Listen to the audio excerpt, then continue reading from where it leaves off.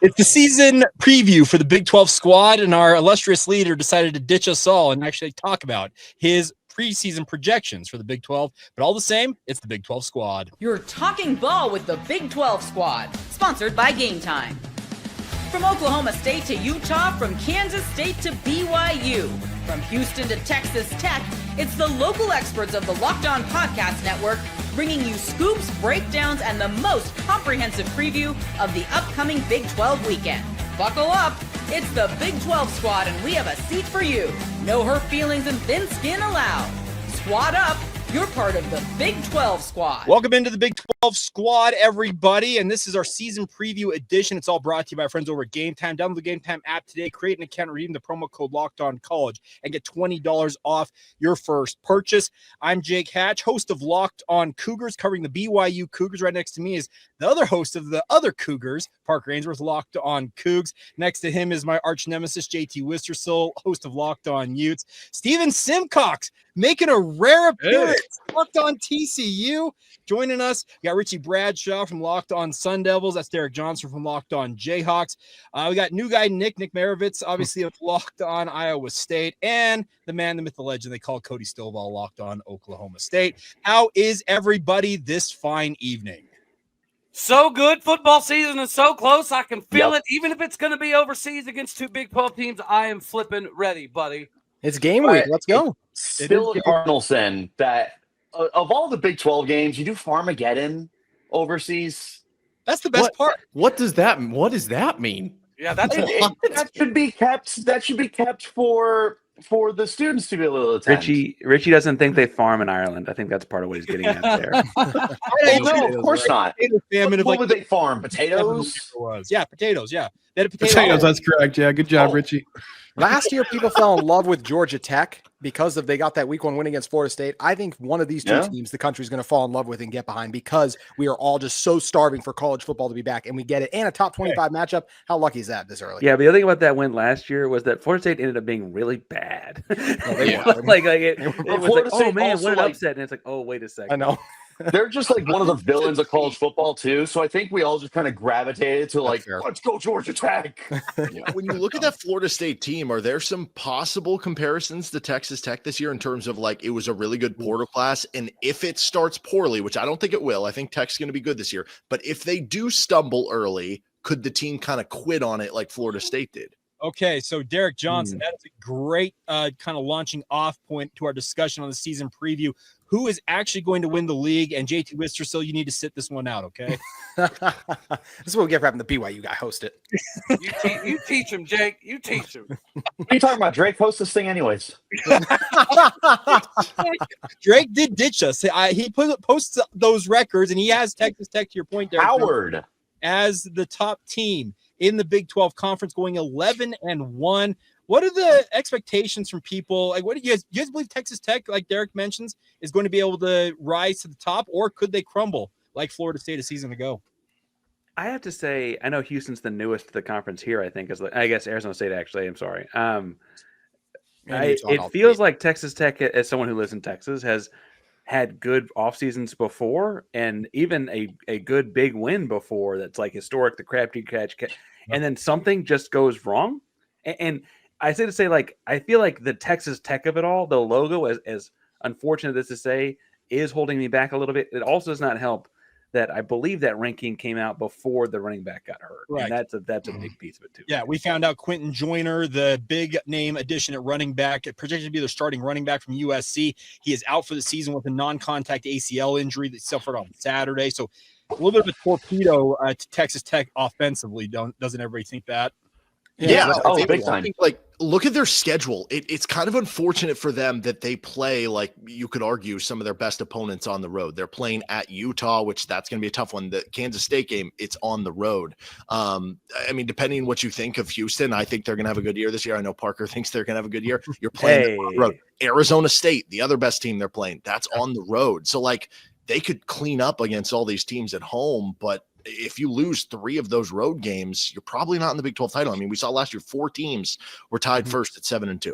And a QB with injury, I know that doesn't always work out so well when you have a QB starting who's gotten hurt in the past. Sometimes that rears its ugly head. Also have an offensive line that has some talent, but still has to come together. So there's definitely some concern with Texas Tech, but I have no issue with them being up top because you guys have mentioned they've had signature moments, signature wins. I mean, a top 3 portal class is a top 3 portal class. They have assembled one heck of a roster on paper. Will it come together? Time will tell, but I definitely think they got a good shot to win this league. But doesn't one of the things I want to add with losing Joyner is I know a lot of people are focused on Texas Tech has always been really explosive with their passing game and everything, and they still have really good weapons. Like Coy Eakin is there. They have Micah Hudson that they're really excited about. The tight end Terrence Ferguson, I think. Are we forgetting that Taj Brooks has powered that offense the last 2 years, and now he's gone, and there is a question mark in the backfield that Joyner was supposed to fill? Like, I understand they're still probably going to be fine offensively, but that is a huge blow that they just took with Joyner going down, because who are you replacing Taj Brooks with? That question just got that much bigger because you lose one of your key portal guys. And schematically, they're going to be a little bit different than last year, obviously, but they are typically a team that has a couple running backs. One of them had been Brooks. He's a stalwart, right? But like they played other guys with him. They're down to 3 healthy ones on the roster. Like, even if there are 3 really good ones, that's not a lot at a position that takes a lot of beating. And what is Joey McGuire's signature win at Texas Tech? Is it beating Texas's first year and yelling everything runs through Lubbock? Like, you're putting a lot on a guy who hasn't won more than 8 games in a season. Like, you've got all new coordinators, you've got a whole new team, and Joey, to his credit, he's a vibes guy. Like, he's a former high school football coach. He's a motivator. He likes to tweet Ric Flair gifts, which is really cool. But the moment that things go south, is he the dude that can really hold this thing together? Also, schematically, like from an X's and O's standpoint, all due respect, there haven't been a lot of games in his time at Texas Tech where I've come away saying, man, that's an incredible Joey McGuire game plan. He's a gambler. He's somebody who likes to go for it a lot on 4th downs.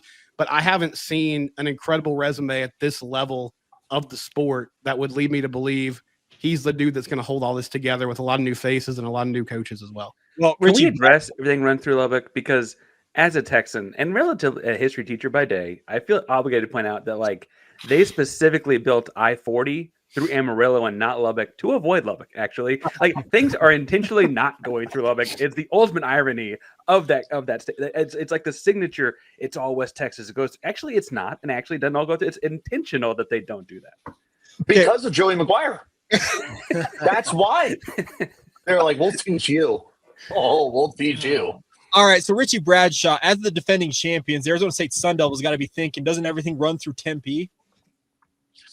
To a certain extent, the thing that I'm really confident that ASU is going to run it back as the conference champs this year. Like to the moon I am. And the reason why is because you returned so much of last year with everything that went right, and you're returning not just last year's good players, last year's NFL players are back. Sam Levitt's talked about as a first-round quarterback. Jordan Tyson's talked about as a first-round wide receiver. You've got NFL caliber defensive players. You've got NFL caliber offensive players. You've got a coaching staff that is getting these guys prepared for that point. Sam Levitt was offered hundreds of thousands of dollars in the offseason, and he told people, hey, why'd you turn him down? He said, why would I go somewhere for a few $100,000 when I can stay here where I'm happy and know I'm going to get developed for the next level? So a lot of these guys understand that Arizona State is in a place of tremendous upside to be able to run things back. Now, 2026,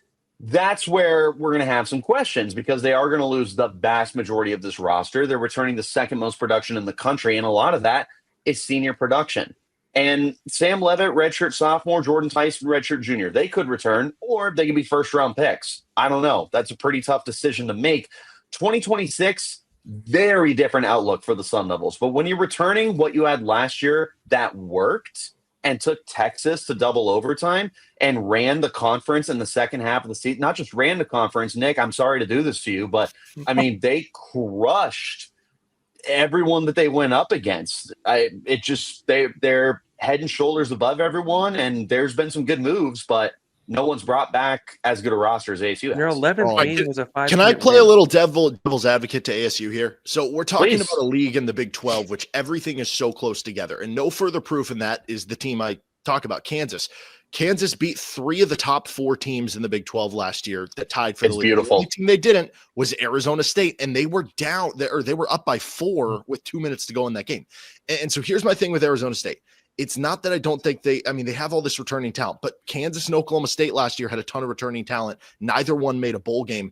Arizona State had a 7-point win against Mississippi State, a 3-point win against Texas State, a 4-point win against Kansas, an 8-point win against Utah, a 4-point win against UCF, a 5-point win on a crazy game against BYU. There's a real chance Arizona State was an 8-4 team last year that got, the right roles in a couple ways. And they could easily win 8 or 9 games this year and not win the Big 12. And no Scatterby too, which is a massive loss, a pass defense that wasn't great, that has to improve. I feel like I think ASU's got a good shot to run it back, but there's no doubt that they do have to improve because like you mentioned, Derek, those margins were very thin. Also, really quick history, not in their favor. We have not seen a team in the Big 12 not named Texas and Oklahoma make back-to-back Big 12 title games since 2004 in which Colorado did it. It's been a very long time. We're still waiting to see who's going to be the premier. And it's a brand new of this conference. All right, JT Wister, so I want your elevator pitch for the Utes. Oh, wait, we're out of time, so we'll hold off on that for a moment. All right, coming up next, we're talking about win totals. A lot of guys in this group are obviously thinking that their program can exceed win totals. We have a good friend who just joined the show. He'll explain why West Virginia is going to exceed their win totals. Here we go. And we'll get to that next. Roll on right here on the Locked On Big 12 Squad.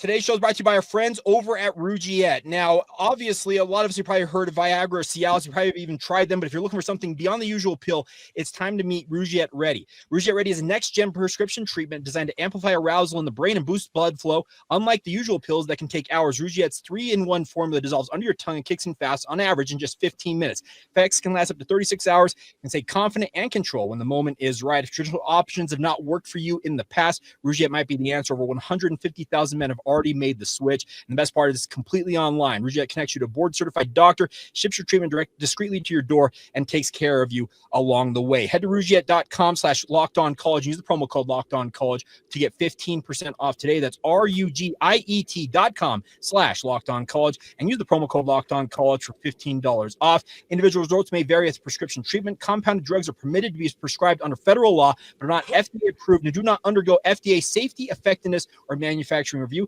Please review this Rougiette website for full safety information. All right, Mountaineer Paul, why in the world are we expecting to see Rich Rod exceed the win total for the West Virginia Mountaineers this season in his first year back in Morgantown? It's segment 2. Let's crack a do. What's up, guys? Obviously it's an interesting year for us. We brought in over 70 players. Last year at Jack State, Rich Rod brought in 60 players. They won the league. They won 8 straight games down the stretch in a team that had only been removed from the FCS level for 2 years, the least resources in all of Division I football. I think at the end of the day, I trust Rich Rodriguez to exceed the win total that's been placed on West Virginia, which is right around bowl eligibility. He's won almost everywhere he's ever been outside of Michigan, and he got 2 years there.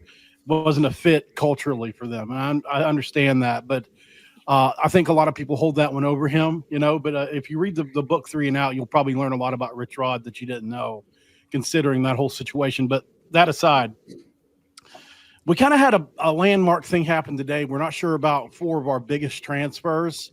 Unfortunately, in court today, an eligibility situation. One of the best players that transferred to the Big 12 all this year, in Jamoy Robinson, may not be eligible. So that's going to be a factor. But overall, to just kind of break it down, I think Rich Rod's offense produces at a high level, whether you have a good, average, or elite offensive line. It's always going to produce. You bring in Zach Alley for $2 million over from Oklahoma, a guy they did not want to lose, a guy that elevated Oklahoma's defense from Venables 40 spots in almost, I think, 5 or 6 different spots that matter. So you've got an elite defensive coordinator, an elite guy that does a lot of different things. Rich Rodriguez said he had 15 blitzes put in on day 1, and that's not hyperbole. He really is that way. So I think you've got a really interesting defense. You've got seniors starting at every position, 6th-year seniors starting at every position on defense that are picking this up quickly. And I think it's going to absolutely put West Virginia to be in a position to be more than bowl eligible for sure. Well, that backs up what Drake is saying here. He's got West Virginia projected 8th in the league at 8-4 overall. But as you'll probably notice if you're watching this on YouTube, we've got Utah, Kansas State, Arizona State, and Baylor according to Drake's projections because, once again, he didn't want to show up and back these up. Howard.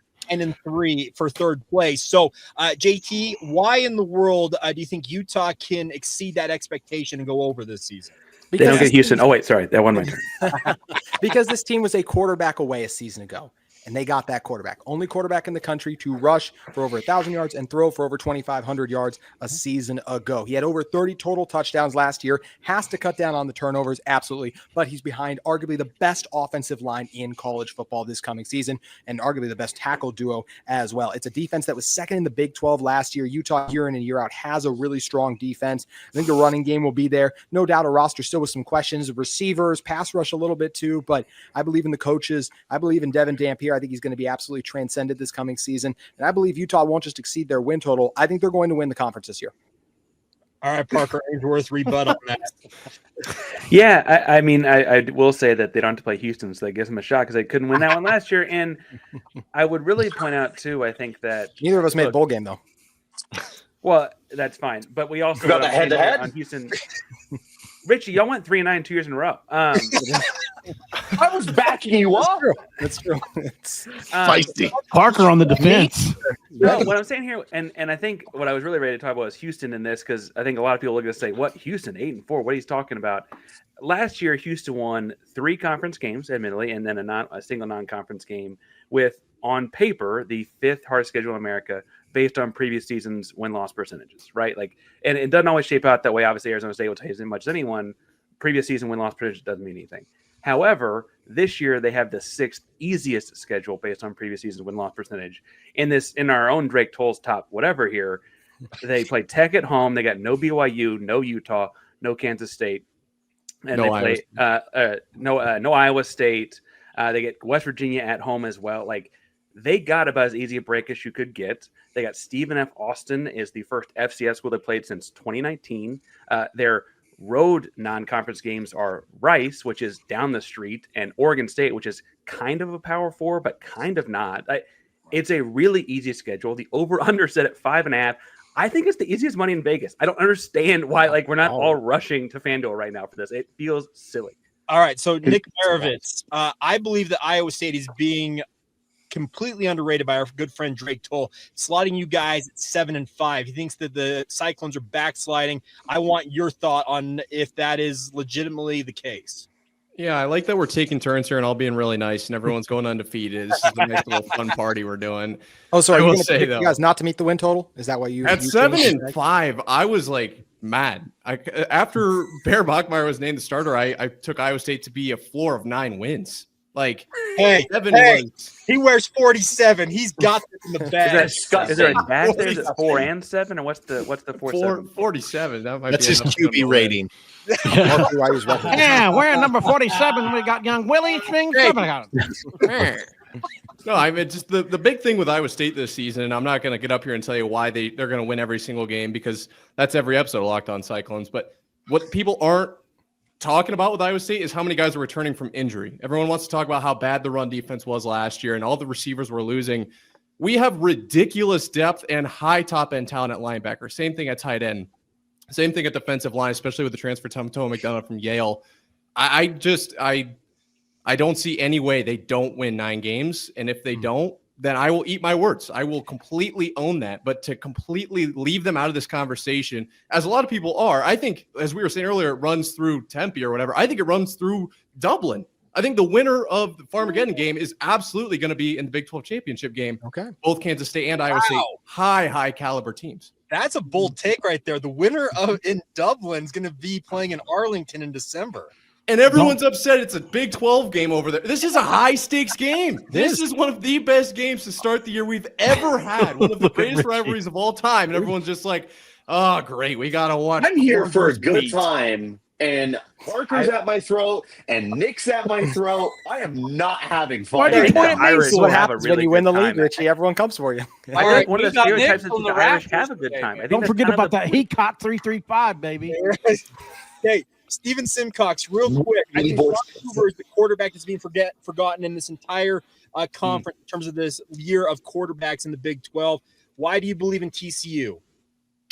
Yeah, I'm excited about that national holiday they're going to have in Ireland for Farmageddon this year. I know they're really excited there in Dublin for that matchup.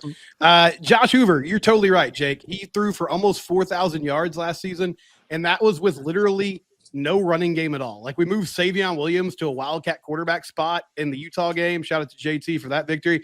And that was like saved our season because we could not run the ball in the traditional manner. He's back. It's year 3 for him in Kendall Bryle's system. They also have a defense coordinator in Andy Avalos to really like that's coming back for his second year. A lot of returners on defense. TCU, still, fun fact, the only team in the Big 12 that's won a playoff game. I heard something bad happened after they won that playoff game. I don't remember. I kind of blacked out. But bottom line is, Sonny Dykes, underrated coach. He took down Michigan. He's been good pretty much everywhere he's been except Cal. This is year 4 for him. He's got the recruiting going. They didn't go really hard in the portal. Like, they are banking on continuity here. They've got their coordinators coming back, their head coach coming back, a lot of their main players. This is a team that, surprise, surprise, I think could be in Arlington. We're all roads lead to Arlington for all of us. But I really do believe that. I feel like I understand why people have kind of. Is that where the furry convention is? I didn't hear you, Derek. I think your Kansas Wi-Fi broke up. What's up? On the day we talk about the day we talk about furries. That's how that goes. Did you mention the furry issue? I was asking if that was where the convention was in Arlington. If that's Someone right. say burritos? The Big 12 championship game, I'll set it up in my backyard. I don't care. Like, let's just there's no kinks hanging on Locked On Horned Frogs. Can somebody explain to this God's mountain children? We'll do what mountain feller what a furry is, because I must be behind the times. Please Google it. Can we film his reaction? Josh Hoover. Is this something that's going to stimulate somebody now? else? Don't Google furry. Urban Dictionary is your best friend. So Rugiet ready? Was that where we're at with it? Ready in a way. Babe. Okay. All right, coming up next, we're all pretty high on our teams, but inevitably some are going to fall short. How many coaches are on the hot seat, and who are we projecting to go to, the college football playoff, hopefully more than just Arizona State this year? We'll get into that next as you roll on right here on the Big 12 Squad. Today's show is brought to you by our friends over at Open Phone. If you're running a business, every business call is a money left on the table for you guys. Think about the last time you needed a service. If the first person didn't answer, did you wait? Probably not. You likely moved on with your life, and that's why you need Open Phone. You never miss an opportunity to connect with your customers. #1 business phone system designed to streamline and scale your customer communications. You juggle 2 phones, personal and business. A lot of us do out there. Open Phone solves that instantly. Your whole team can share one number and respond to customers like a shared inbox with no more, hey, who's handling this customer? The AI agent also handles after hours calls, answers common questions, also captures your leads so you never miss a customer along the way. See why over 60,000 businesses are trusting Open Phone. They're offering Locked On listeners 20% off your first 6 months at openphone.com/lockedoncollege. That's openphone.com/lockedoncollege. We'll even port over your existing numbers for free. Open Phone. No missed calls and no missed customers. Today's show is also brought to you by our friends over at PrizePicks, the daily fantasy platform that helps you turn your fantasy football projections into real rewards. Preseason is already heating up, and college football is not far behind. It starts this week, everybody. Whether you got your eye on big-name quarterbacks or breakout running backs or literally anything else, PrizePicks makes it easy to get in on the game. Obviously, a lot of us are high on our individual players of these college programs. Well, this part is you pick 2 to 6 player stat projections, pick more or less on them, and if you get your picks right, you cash in, win up to 2,000 times your money. The flex play option is a total game changer. Even when one of your picks misses, you can still double the money along the way, and the best part is PrizePicks puts their members first. All withdrawals are fast, safe, and secure. So download the PrizePicks app today. Use the promo code LOCKEDONCollege and get $50 in lineups if you play your first $5 lineup. That's promo code LOCKEDONCollege to get $50 in lineups after your first $5 play. It's all courtesy of your friends over at PrizePicks, where you can run your game. All right, everybody, who's getting fired first here in the Big 12? Fire away. Neil Brown. Fired first, but I do think that Mike Gundy is been on the quiet. hot seat. Say what? I think that's fair. Cody, I think he's you're almost right. fired, That's right? the hottest seat, but I don't think he's getting fired. I think you're right. That's the hottest seat. I don't think he's getting fired either. Well, I don't know, dude. The Board of Regents clearly feels some type of way about them looking pretty weak over the summer. And everybody that helped Mike Gundy get that contract working around the Board of Regents, they've all either been fired or they haven't had their contracts renewed. So all of his protection around him is gone. So I do think the Board of Regents, after having all of that egg on their face, if we go 6-6, I do think that they're looking for a reason to run him out of Dodge. That's number one. And number two, I don't know how we're going to do this season, but I can say I think I have a better chance of turning into a lizard and growing a new tail and a leg than Utah does of winning 9 games. What are we talking about? Why are we just glossing over this? So you did this last year too. So what are we They doing? didn't win 9 games last year. Hey, so if No, they did, but neither did Oklahoma State. Hey, Richie, I'll tee you up here. What about Brent Brennan? Could he be the first coach fired? I hope not. I hope he gets a lifetime contract. I love him. I think he's doing some great stuff down there in Dirty T. His seat, Yeah, his seat is I the mean, hot- his seat we is don't the have hottest anybody thing. to protect Scott Satterfield, but I think that's probably the way most of us are going to go, right? Is it too early for Satterfield? It's No. his 3rd season. No. No, Louisville got immensely better as soon as he left. Jeff Brom. They won with his guys. He's gotten to Cincinnati. Now they turned into Louisville was before he left there. Cody, what are you? First of all, Honestly, love what- that. speaking of What furries, what are the odds Cincinnati reunites with Luke Fickell? They should. That was a great marriage. So Keeps it that was the going. thing I was going to bring up is I don't know what the standard is with the Cincinnati Bearcats. I don't follow them. I don't think a lot of us follow them either. But they did go to the playoff before. First non-Power 5 team to go to the playoff. They were dominant for a 2-year They were in a stretch, great and now spot. they're non-existent. So at what point do you kind of look back at that and you're like, hey, we've been to the playoff before. This should be a closer expectation to the bottom of the Big 12. I'm not saying it's realistic, but I feel like that has to be a conversation at some point. I've dunked on Richie, but I think he's right. You saw UCF do this with Scott Frost, West Virginia with Rich Rod. People go back their exes a lot. That's just a thing that happens. Now, I don't know that it's enough. Going to win 9 games. Cody turned into a lizard, so they can actually win 9 games. No, he's actually a dinosaur. I did this for you, JT. I did this for you, Nation. No, yeah. For those of you listening on the audio, he's on a dinosaur, which is fair because the I'm not dinosaurs on are a extinct, dinosaur. just like I boys am of a Oklahoma State. dinosaur. They're going extinct as a program in terms of being a contender in the Big 12. Is that what a won the furry Big is? 12. No, time out. Oklahoma State was in the Big 12 title game as recently as Utah was in a conference title game. Yes, they As were. And then recent- Derek had the stat last week. If they lost 5 games by 20+ points last season, Utah was in every single game pretty much. No other podcast talks about Cincinnati Bearcat expectations while somebody puts on a dinosaur mask. Exactly. You can't Steven, get that is that a anymore. hit- How is is that that a horny podcast have toad? people putting on dinosaur Hey, masks? so we're talking about coaches getting fired, but JT, what are the chances that Kyle Whittingham just exits stage right and retires? I think it's high. I think it's time. I think this whole thing, at least for me personally, this whole thing with him not releasing the depth chart. How long are we going to do this to Morgan Scalley, Utah's head coach in waiting? He's one of the best defensive coordinators in the sport. How long is he going to stick around? I feel like this will be Kyle's last year. If it's a disappointing one, he'll probably want to try to come back again, but I think it's best for everyone if he ends up retiring after this year. But Jake, I am curious. You've done a really good job filling in for Drake so far, but you haven't talked about BYU, so you haven't done 1,000%. Not batting 1,000. Baby. What do you? We're good. Life's What's good. going on with BYU? Can they meet Drake's expectations of finishing second with a true freshman at quarterback? We have the bear at the helm of the offense. We're good, man. They got a better chance than Utah. One other hot seat coach that we haven't mentioned. We all were able to poke holes in Texas Tech, and they put a lot of money in that roster. Great point. Is McGuire also on a hot seat, right? If If you finish 8-5, I mean, that's a question you have to have because that, like you said, Parker, that's oil money that they invested in that team. That's a lot of NFL players that are on that team, and they're the paper champs. They're the paper tiger for sure, but that doesn't always work out. So I can already see the headlines: I feel Oil like money hires Nick Saban to Lubbock. I mean, with the money they have, you could probably consider it. And not have a return on investment. West Virginia legend Nick Saban. Y'all That's joke right. about that, That's but right. if they can get Bill Belichick to Chapel Hill, money can get anyone anywhere. That's the way. And that was a horrible decision. What about Dave Aranda if teams Baylor in doesn't college succeed? I was gonna say Dave Aranda is the one I wanted to bring up because I think he really got to answer some questions. And Cam's not here to defend his guy, nor is Drake. But I think that with Dave Aranda, What guys does Drake have? Drake's guy is Kalani Sitake. I don't know what you're talking about. Yeah. And Rich Rod now. Oh. Loves Rich Rod now. And Who doesn't? Molly Okay. in Arizona State. Yeah. All right. Remember Real that. quick before we go here, who is going to the college football playoff? Make your arguments in like 5 seconds or less. Go. You gonna set an order for us, host Hatch, or you just want us all to just jump on in? Shut out! It's over. We're all screwed. Okay, got it. We're running the conference man, again. I this don't is know a what to tough tell you question. guys. That's a check and we're in. So we're Utah 10-2 beats Tech in the Big 12 title game. Oh, Utah dude, come Utah on. won't get 10 wins over the next 3 years. What are we even talking about?